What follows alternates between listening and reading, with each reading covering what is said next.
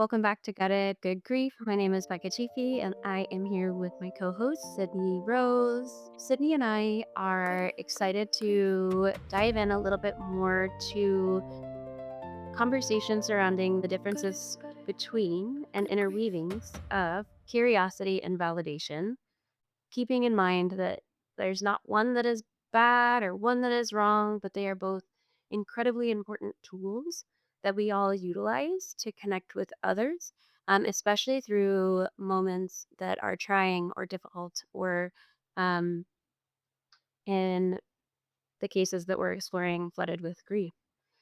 So, I want to sort of highlight an important reminder here as well that Sydney and I are exploring ideas surrounding grief and healing modalities surrounding grief that are individual to each person and person led, and that this is in no way offering any kind of clinical guidance. So, this is not a medical podcast. This is not us providing you with any medical um, opinion or direction. So, we want to remind everybody that the goal here is just to open opportunity to learn more about what modalities are out there, what ideas are helpful for people that they've shared with us or that we have found to be helpful for ourselves and we wish to share with the broader community. But to remind everybody that this journey really is self led. And we hope that you have the opportunity to find whatever that means for you. So let's get into the differences between curiosity and validation. So, validation, my background is in senior care and specifically individuals who are navigating Alzheimer's or other types of dementia. And so, a huge cornerstone in my training when I was getting started was through a social worker, Naomi Fail, who developed validation method. The validation method is an incredibly compassionate and person focused tool to help recognize that when individuals who are specifically, most often, older people are experiencing behaviors that are usually just tied to dementia and immediately shoved off to the side. She brought in the importance of validating those, that behaviors are communication. So, important to understand that our actions and words, regardless of whether or not they are expected on our end, are not just dementia or not just a disease, but they're attempts to express a need, an emotion, a feeling. And so that's what I'm going to introduce first is validation. So validation, the goal is a compassionate goal. The goal is really to establish a sense of safety and trust with the individual to say, yeah, I see you. That is really hard. It can be incredibly isolating and lonely to be navigating a really big feeling or a really big reality and then to have it invalidated. So if somebody's like, okay, good luck, bye. Like, whoa, now I feel alone and crazy.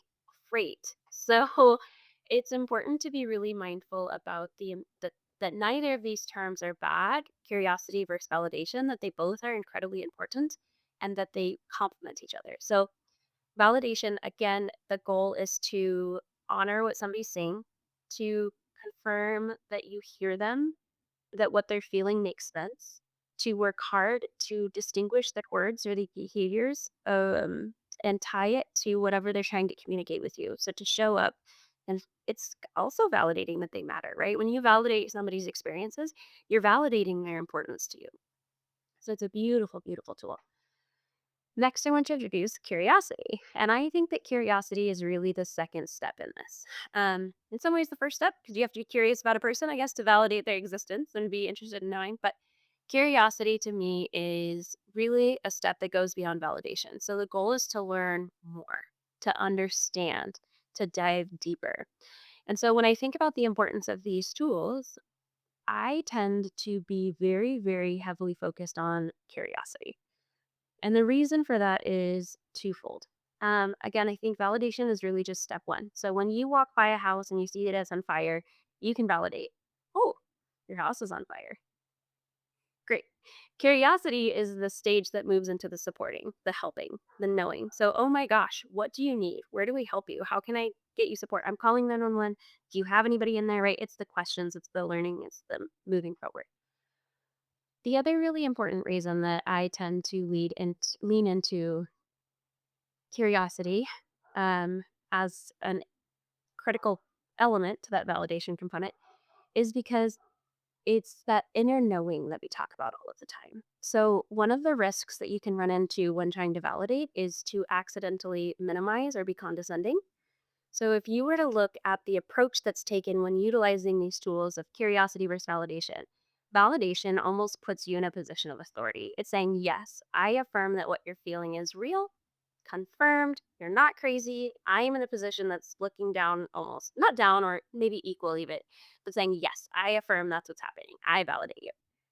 Curiosity is opening the opportunity for the person to do that for themselves and to maintain a person led experience.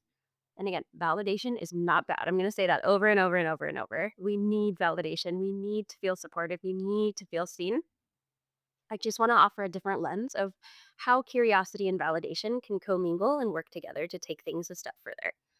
So, if we were going to zoom out and take that same lens of validation being almost offered from a position of authority, saying, yes, what you're feeling is real. I see you. Okay. Curiosity would go inward and invite the individual to say what's real inside of them, regardless of that external validation. So once you've built that trust, it can help. It can help them feel safe to do that. But you would lean in and say, tell me more. Tell me more about that so I can understand your perspective. I want to understand. And it's just, there's a depth there that's so important. Um, I am really, really keen on the importance of making the shift from validation to curiosity because I think if we are going to be a truly person led on a inner knowing person led healing journey, we also have to get curious with ourselves.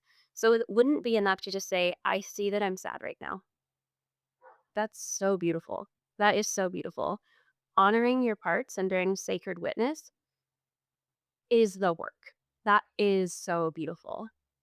And the next step in my mind is that curiosity element of like, I'm noticing you, I'm here with you, I see that I'm sad right now. I'm holding big sad.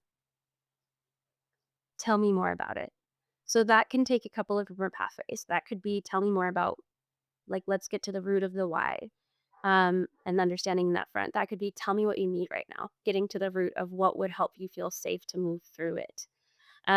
And so I just want to weave in the reality that these can look very different for different people. And I think sometimes too, we all know what we're feeling, right? We Mhm. are getting better, I think, as a society of validating our own needs and becoming aware. And so it's an added gift when somebody's willing to get in that pit and be curious with you. But what are your thoughts? And I wanted to give sort of a broad overview, but Absolutely. I think it's really helpful to outline each, the curiosity and the validation, how they roll hand in hand. yes, yep. So, in a clinical therapy setting, I quickly noticed I used the words over and over for no reason. I am having delusions today for no reason. I am having panic today for no reason. And it turns out when that was met with a I see you and nothing happens for no reason in your system. I didn't have to dig to find a reason because sometimes, as Elizabeth McKay says, we can either be on a path to find the truth or we can be on a path to find healing. And Mm, in some cases, I needed healing more than I needed the truth. yes. But that curiosity opened me up to understand that, whoa, it's smoky out today. That reminds me of when I used to sit at the feet of my Kafla, who I miss now, and she'd always be smoking the salmon or the roots. That smoke reminds me of when my house burnt down as a child. That smoke reminds me of when I couldn't breathe once in my life for somebody's negligence, and not my parents, just to be clear. And so these incidences where I wasn't met with validation or curiosity compounded as my body felt that similar smoke. So to be seen in one moment compounded the healing of all those broken pieces from my life up to that point as well. And it didn't take a huge amount of complicated questioning. It just took a moment of presence to see that I'm a human being that can trust my own experiences. Yes. And that gave me permission to start trusting my own reality and Yep. feeling a bit back from a label of psychotic, Mhm. which has been extremely empowering and healing in my life. Yeah. Yeah. Mhm. I think a few of the things that you're saying are so important. I think it Mm. highlights how critically important these 2 tools are together, Yeah. because one really is, in my mind, stage 1. You have to validate something before you can get curious. You have to be Mhm. aware of it. You have to notice it and acknowledge that it exists. Mhm. And I think that that's a step that we so often skip. We push through, we shove down, "I don't need to be feeling this. I'm just crazy." We brush it off for no reason, right? Well, Mhm. was that what you said? For no reason. For no reason. I Yeah. just feel this way for no reason. Yeah. Yeah. And there's always a reason, and Mm. our body knows. And so, like we were saying, that core philosophy of the validation technique that Naomi Mhm. Phil introduced, which is that actions and words are not just symptoms of a disease, they're attempts to express suppressed emotions and resolve unfinished tasks. So, Mhm. or it's data, right? It's It still lasts. data. And so, when we can validate you're seeing something or you're feeling something, it's Mhm. not for no reason. Mhm. We have not allowed ourselves to be aware enough for our Mhm. body to reach us. And now, step 2, for step 1, we're gonna validate that. We're gonna hold that, and that's such a huge critical and element of respect, I think, and Mhm. love. Talk Mhm. about love and grace. Mhm. And then step 2 is to be supportive and get curious and dig in. I also really, really, again, come back to the importance of understanding that validation typically, in my mind, comes externally, Mm. uh, but it does not have to. You can validate yourself. You can have trust in self to validate your reality. And Mhm. so often we're others focused and we're so hopeful that somebody else will validate our experience or somebody else will get curious for us. And it is really scary and really hard to navigate those internal terrains, and I would argue that it is the most important work that you can do. Mhm. Um, so I love that you shared that, especially when you're weaving in that element of, lack of trust externally or internally, and how curiosity can hopefully start to heal a little bit. Go ahead, I see Yeah, your that is a huge therapeutic goal for my own life and also gives fire to advocacy for those who don't have a voice. Yeah. Because a lot of times working in a homeless shelter in downtown Spokane, Washington, Mhm. you would see a lot of psychosis, whether the issue was for no reason, they were just withdrawing from the fentanyl that was a really bad line. And so we'll watch out for a bunch of incidences and keep the Narcan on us and keep the DCR on call for extreme episodes, physically or mentally, that could start cascading. And one piece I think was missed that as the drugs were blamed or as the lack of sleep was blamed or as the trauma was blamed, a lot of the pieces that got missed was that there were core issues why these people were experiencing Yes. psychosis. And so, when given a voice, a lot of times the symptoms might subside. That person might walk out with pants the next day, right? And so, Yeah. it is a huge, huge deal when people can feel seen and heard and also not dismissed for anything that may have contributed to their pain. So, I really think it's very healing and more about presence rather than perfection. Yes. Yeah. Yeah, we all know there is no right thing you could say to somebody in the throes of trauma or grief Mhm. or stress. And so being present with somebody and being curious and not necessarily question led, as you were saying, from an external point, but more of the internal.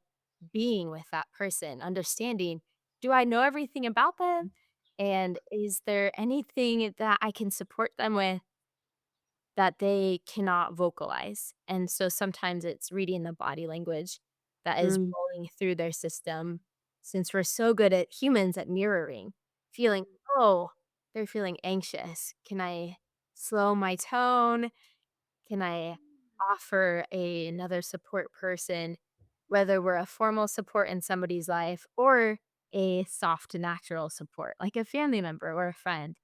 It can be easy to wean away when somebody's grieving, including ourselves. Mhm. It's really hard to lean in to that. And I think having two tools in the toolbox, I can validate this experience, I can show up curious, is a really powerful way to feel safer and being present with ourselves and others. So I love that you presented these ideas Yeah. today. It's fun and thinking as I'm watching you navigate this curiosity journey on your own, thinking about Mhm. it's like such a profound demonstration to me of the love that you hold for others when you're Mhm. like, "Can I do this? Can I do this? Can I do this? Can I do this?" I think Mhm. that was an amazing display of curiosity. How do I stay curious? How do I meet somebody where they are? And to me, I think of curiosity as one of the most sacred forms of love and humility because it's stepping aside from the desire to be the savior, the desire to be the knower, and Mhm. it's confirmation for yourself and for them that you don't know and that Mhm. that's an amazingly vulnerable form of humility that's so critically important, but that you're willing to find out Mhm. and or you don't know and they don't know and you're Mhm. honoring that they don't know, but you're willing to sit with them while they figure it out. That, yes. That, right? So Mhm. you're willing to sit with them while they learn what does this mean for you? Because symptoms can present in wild, wild ways that Mhm. our thinking mind doesn't always understand right away, but our body knows. And it can mean something, one symptom can mean 8 million different things for 8 million Mhm. different people. Mhm. And so having the person find a way or helping sit with a person to find a way for them to get curious and to support them in that curiosity so that they can bring words or different body language or even just an internal knowing and have some clarity around what it means to them is Mhm. such a gift. Um, Yeah, Peter Levine tells a story as a new counselor fresh out of the boat, trying to talk with a woman he names Nancy. She is clearly frozen and stuck to her person and just terrified. And he digs to this root of the problem very simply by being curious and realizes she felt frozen in fear as a child and just stuck. In that moment, his career took a whole different line of work because in one of these first experiences, he asked Nancy to run like a tiger was chasing her, and she started to move her legs. And the profound experience of unfreezing her body and being able to move back into life changed his thinking around psychotherapy being only of a mental brain work versus the brain is part of the central nervous system. yeah. How is this moving through her body, through the fascia, through everything? And so he started to develop a framework that I enjoy, recognizing, as you're saying, it can move through our bodies 8,000 different ways. And so the moment of curiosity and intuition and interplay with somebody who knows their body and their experience can be so important that I there love can't be that. a perfect framework, but we can choose to move our bodies and encourage others to breathe with us when they may be in huge distress. Encourage others to find that pulse of daily sunlight and sunrise and sunset if they can't get out and do a yoga routine. Yeah. So I find that very, very beautiful that allowing somebody to lean into the ways they can move through it can be the most validating thing we can do for them. Yes. Yes. You're validating that they know. You're validating that they have agency over their body, which I think Mhm, is probably the purest validation, right? That mhm, they do know. Um, and mhm, it takes humility. That's important. I think that's number one that we keep coming back to and why it's so important that we get to a space in our own lives where we can trust our own body and trust our own knowing mhm, and carry that with us when connecting with others, that they are the knowers of their own body and Yeah. can trust their own body and lean into that instead of feeling like you have to give somebody a label or magically have all of the tools that will fix them. Um, Mhm. First of all, what a burden to feel like that's what you have to hold. Been there, And done that. you Yeah, terrible season of life trying to be a fixer. ugh, Quick burnout. And quick yeah, it burnout. And creates like like a God syndrome where suddenly you're burning out and don't know how to ask for help.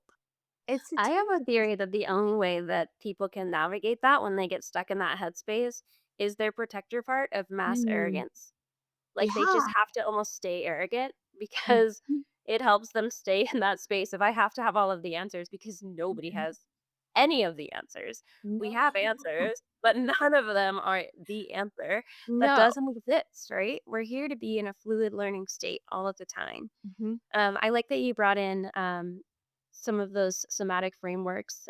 Mhm. We are going to be meeting with an incredible counselor who specializes in IFS, internal family systems, and one of the most important parts of that is learning how to identify when you're in self. And so there Mhm. is a lot of work around the 8 C's of self. And something that I really appreciate and love is that one of the first C's is curiosity. So Nice. I'm gonna just say what all of the ACs are, and we'll talk Mhm. about this in depth, but it's you'll know that you're in self so that when you're in your truest, most balanced, most anchored being, Mhm. when you experience these 8 C's, which is curiosity, clarity, compassion, confidence, connectedness, courage, creativity, and calm. And Mhm. I love that curiosity on my list, at least, is Mhm. at the top. So it's a strong desire to explore, learn, and understand new things or ideas, Good. critical part, without judgment. Mhm. Right? And so I think that that's one of the biggest pieces. And sometimes where these two get missed a little bit between validation and curiosity is validation is almost an immediate judgment. Good, bad, right, wrong, as some people like to put them in those buckets, or that, yes, you are right. Yes, you are experiencing this. Yes, it's almost a judgment piece, whereas curiosity is a oh, let's go. What's Mhm. happening now? Where are you feeling that in your body? What do you feel like this means? It's a totally different ride. And so I love so much that strength and desire to explore, to learn, to find hopefully some understanding, but to do all of that without judgment. Um, Beautiful. It reminds me of the oftentimes feeling of being in a concrete jungle warfare in some systems here, and how leaning into that curiosity brings a bucket of sand to the fires that may be popping up inside. I'm so excited to meet with the therapist that you have mentioned about these mhm. ideas of self. When you read those words, it feels good in your body. It feels more like being outside where you're curious and don't feel in war, feeling aggravated, but rather feeling curiosity flow through. I'm really curious to explore the words around self, such as ego or consciousness, for just a moment to Sure. clarify what you mean by being in self. Hmm. Yes. So we are going to do a whole episode about internal family systems soon. So Mhm. we'll definitely I love that question. Mm. But self in the sense that I was referring to it is about the inner knowing of when you are your most balanced. So some people would say it's aligned, some people would say it's embodied. Mm. And essentially the idea is to be in a space of non-judgment, to be in a space of openness, to be in a space of learning, to be in a space of balance and calm. And so what it comes from is the idea in at least in the IFS sense is that you have all of these amazing little protector parts that are working so hard to make sure that you stay safe. So you would have, if you have a manager part that makes sure that you're constantly checking your to-do list to make sure that you're not ever seen in a negative light. Or Mm. you might have an anger part that makes sure that you are not going to be experiencing these vulnerable engagements, that you're just going to stay angry, keep this person at an arm's distance, right? So basically, the what we had talked about where all behavior has meaning when we were Mhm. introducing Naomi Field and the validation method, this sort of changes the language slightly and would say all behaviors are meant are not bad. Like there's no Right. bad parts. All of these behaviors that are, expressions of a protector part are And being exhibited in a way to protect you. You're mhm, you're engaging with these in a way to protect yourself, to mhm, protect your inner being. And so the idea of self is that each of these parts is mhm. witnessed and seen and loved and then welcomed to the table with self, that centered being at the head of the table. So if Gotcha. you were, yeah, so you're welcoming all of these parts. You're not saying you're bad. You're never going to Mhm, get rid of any of your parts. mhm, But self is curious. Self is like, hey, thank you so much for working hard to protect me. Like I see you. mhm, I'm so thankful. mhm, Um, I've got it. I appreciate that. I think if you could take a step back for a second, let's talk about it. How can I make you feel safe, right? It mhm. puts you in that almost maternal state, is what I would say I love for that me. you use that wording because as a new mother, I feel that sense when my baby's crying of love. I Yeah. don't feel like she's being bad for asking for No, no, no, indeed. not at all. And I also feel very honored to take care of her because I happen to be older. And she Yes. is this smart, intelligent, wild being that Yes. communicates through her eyes and her cries and everything around it. So I really appreciate the wording for me of understanding it as we are able to facilitate all of these pieces of ourselves that are so helpful. And so by We self, are. you don't mean the ego or subconscious. No, yeah, that's not what I mean when I'm saying it in this sense. And so I'm really glad that you did say that because there I am very, very interested in concepts of ego and Mhm. exploring that.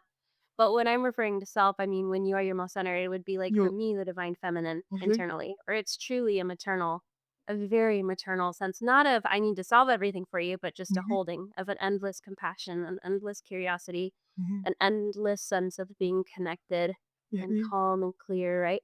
Yeah. And so, yes, mothering at its finest in many ways is Mhm. self, like you do with jam. Yeah. Mother Nature, as we like to call her in many Yes, circles, modifying. reigns on everything and everybody Yeah. despite without judgment of good or bad. And I feel that's the holding that I'm excited to explore in the future. So the importance of understanding the two is I think a great gift Mm. for you as in your person. For me, it's a great gift for myself, I guess, Mhm, is what I mean to say there. And for others to recognize that they are both critically important tools. There is not mm, one without the other, and one is not good, one is not bad. mhm, They're so important, but for me, I just really found the importance of real healing, at least, especially in a therapeutic or counseling setting, mm. when the shift went from validation to curiosity. And Do you feel that that shift took time for your person that was helping to facilitate alongside of you and yourself? Do you feel it took time to develop a relationship before curiosity could play more of a role since there were patterns that they could decipher in Mm. behavior that felt safer to approach them before? No, Mm, I don't, not for me personally. And I think one, I already have like a really profound sense of trust in self. And so I mhm, knew like if I had a weird vibe, I'd move on. I mhm. wouldn't be continuing in that space. So maybe there's that. Yeah.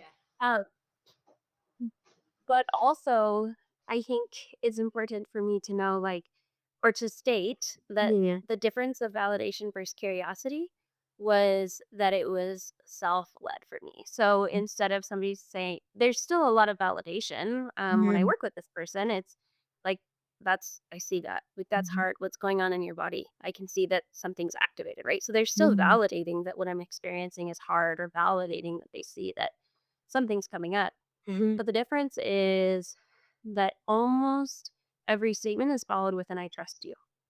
You mhm, know what's best. Where are you at right now? Let's take some breaths. What parts mhm, are coming up for you?" It's entirely curiosity and self-led, and I mhm. think that's the big change of not needing time necessarily because the work is being done by me. I've already Mm. had endless amounts of time with me. I Mhm. love me. I know my farts. I know who I am, right? Yeah. And so I think that's maybe the big difference of curiosity versus validation. I think Mm, if I was going to be receiving a validation only form of therapy, mm. one, it wouldn't work. It doesn't work for me. I know that because I'm like, you don't know my body. Get out. Anybody who thinks that they can tell me what to do is clearly not my person. Yeah. Um, but so it wouldn't work. It wouldn't happen. But no, I don't need time. I just needed gentle questions. And I think if you ask anybody self-led questions, if you stick to those 8 C's that we talked about of IFS, which would Mhm. be, curiosity, clarity, compassion, confidence, connectedness, courage, creative, calm. If you were to try and stick to those guiding 8 C's Mhm. and stay primarily when working with somebody in a space of curiosity and allow it to be self-led, Mm. you don't need time to establish trust because you're asking gentle questions that are allowing them to go inward. And you're Yeah. working on building the trust that they have inside of themselves. Mhm. So, no, I guess what do you think had such a that question? But I do think it's an important one because there have been people that I've worked with in the past where I'm like, I Mm. don't know. I gotta feel it out. I Mm. don't know. And it can sort of unwind. But um, yeah, I think when you stay centered in curiosity Mm. and allow somebody to recognize that their experience is true to them and their own and that you are not going to judge it, Mhm. it doesn't take as much time as it might appear. Yeah, that tracks because in the therapeutic path that I have taken over the past 6 or so years, curiosity started overcoming the validation. And I Mm. think that was very important for me to feel safe. So, how Mm. in a space as a friend, as a coworker, as a mother, father, any relationship that we hold with people in our lives, how would we navigate that balance between offering safety versus offering empowerment? Sometimes empowerment can feel new and unsafe. And so you mentioned senior care. It's so important working with people who have lived a whole life full of experiences deserving respect to honor and to hold and to provide safety in the new period of their lives. And so it's a very hard balance for me of approaching somebody who wants validation and who wants to cement a story that, in their words, is so harmful for them, Mm. and how to navigate that fine line between seeing somebody and then validating a narrative that could be very harmful in their own words and in their own body language is very difficult versus the curiosity, not wanting to rip apart their sense of safety, Yeah. safety being. Yeah. Yeah. I think you've introduced an interesting concept too, which there can be a lot Mm. of fear of like, I don't want to validate that. I don't see that as true. That's not my reality. I'm not going to validate that. So Mm. I want to reintegrate the idea that you can validate that you see that something's hard, that something is Mhm. weighing on somebody without validating the idea that it's good, bad, right, or wrong. Like you are not required at all to put a judgment on something to validate it. Mhm. The other thing, too, before validating or getting curious with anybody is worth remembering the importance of checking in with yourself first because you Mhm. cannot give what you do not have. Mhm. So I know for me, I have some very protective parts that flare up in certain situations or around certain conversations. And so I can validate that somebody is really um, activated or that they're hurting in some way or that they're Mhm. stressed in some way. Like I can see that this is really hard for you. I see you. Yeah. I might not choose to get deeply curious about their whys Mhm. if my body is not in a space to receive it. So Yeah. it's also important to have boundaries with any engagement method. Like Mm. when I Mhm. say curiosity is so important, it's one step further. It's the most active form of humility and love. That does not mean go do that for everybody all of the time. Yeah. Absolutely not. Do that for yourself, right? You Mhm. might be in an activated situation and you have to get curious like, wow, I am feeling a lot right now. Mhm. I need to go write it out. I need to go move my body. I need to get Mhm. curious to see what my parts are telling me and what my self needs. Mhm. And so I want to reiterate that those two really important reminders with what you introduced, which is so true. Like, validation does not mean that you are validating that somebody is correct.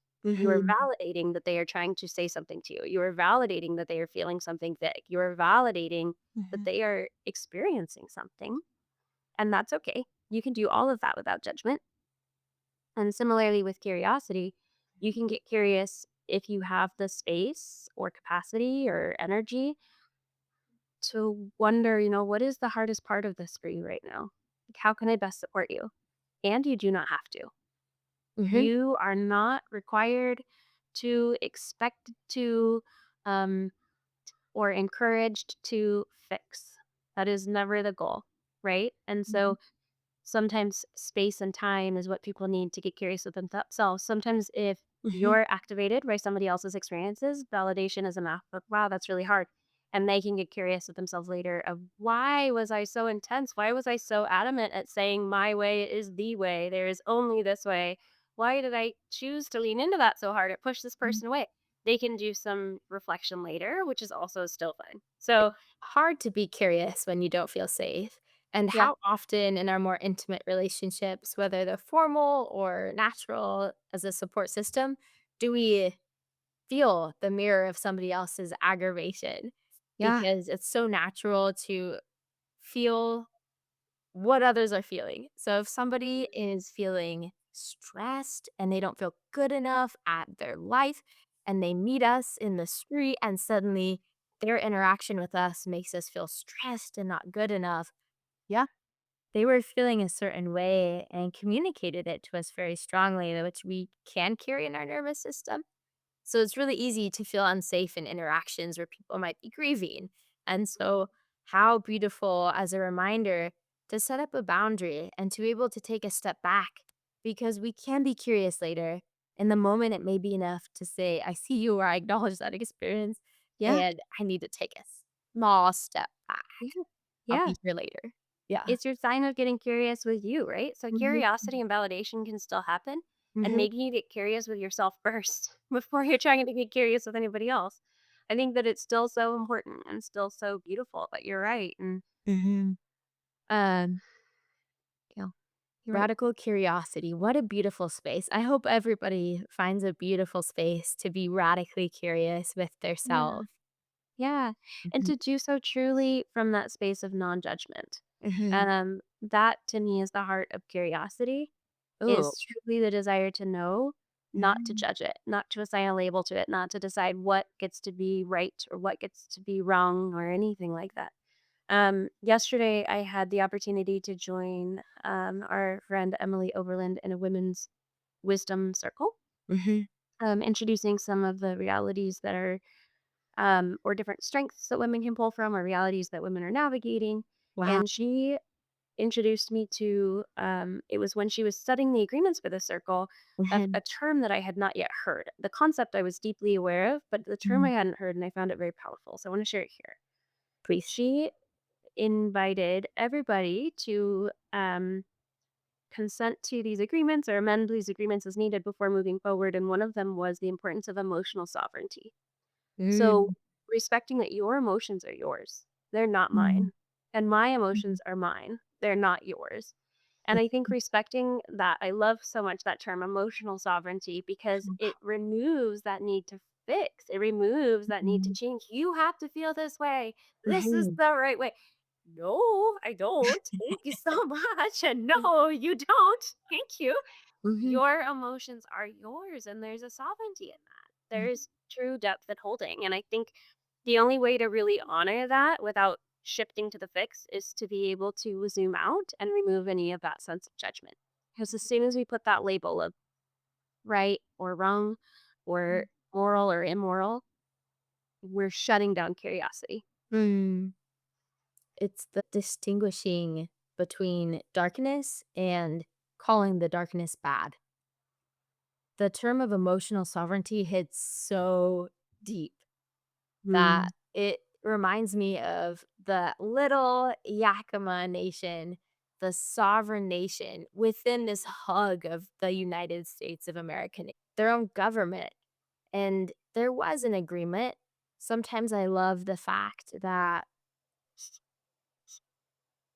there was permission needed for something that always existed because of a level of turmoil that occurred.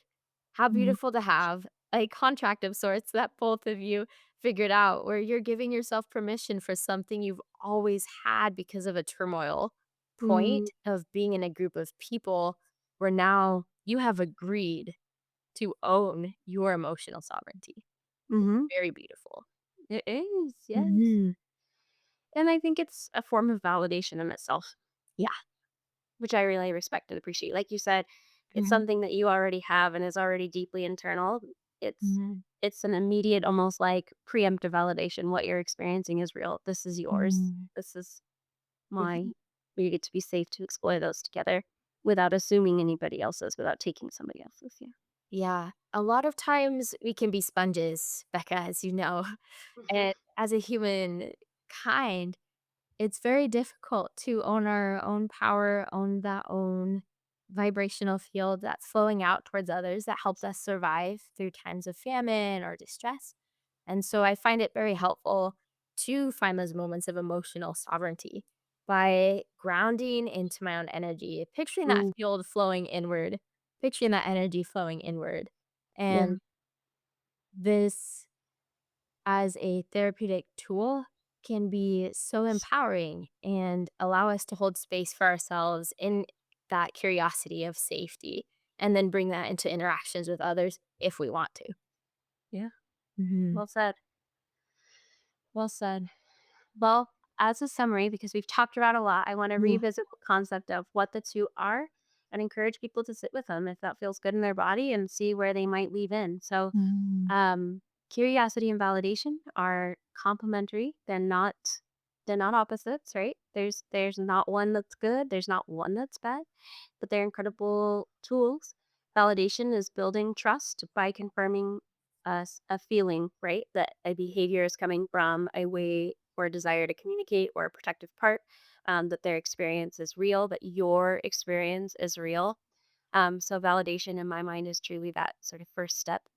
And then curiosity, the goal is to explore, to learn. These are those tell me more about that statements.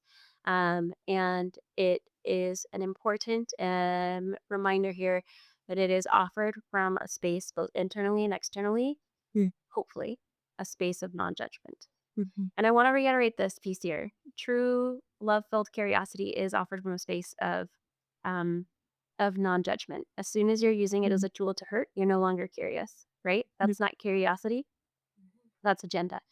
So being really, really open and mindful and respectful of I would say almost a sacredness of these two connections, validation and curiosity. Thank you, Becca. Yeah. Thank you. Mhm. Go get curious, friends. Thank you for joining us today on Got a Good Grief. Namaste. Namaste.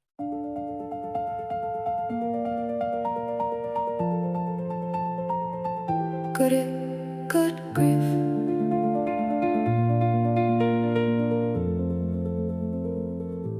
Good it, good grief, grief, grief, grief.